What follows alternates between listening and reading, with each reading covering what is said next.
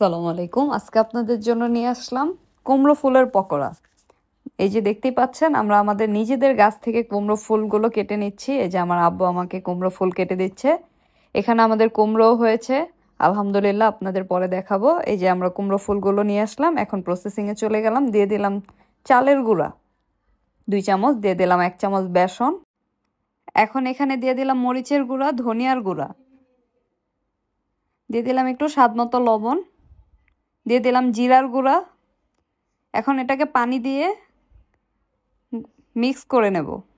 দেখতেই পাচ্ছেন আমি অল্প অল্প পানি দিয়ে মিক্স করছি। একবারে পানি দিলে হয়তোবা পানির পরিমাণটা বেশি হয়ে যেতে পারে, তাই এরকম যখন ঘনত্ব হয়ে যাবে তখন আমরা চুলায় তেল গরম করে নেব। নিয়ে এখন কুমড়ো ফুলগুলোকে আগেই আমি সুন্দরভাবে ধুয়ে রেখেছিলাম, এখন ওগুলোকে ভেজে নেব।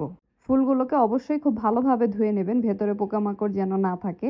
এই যে আমি এখন এগুলোকে এপিট ওপিট করে ভেজে নিচ্ছি। এটা আপনাদের রমজানে ইফতারে খুব ভালো একটি আইটেম হতে পারে। এছাড়াও আপনারা এটিকে সন্ধ্যার নাস্তা হিসেবে খেতে পারেন। আর আপনারা বানিয়ে আমাকে কমেন্টস করে জানাবেন আপনাদের কাছে এই রেসিপিটা কেমন লাগলো।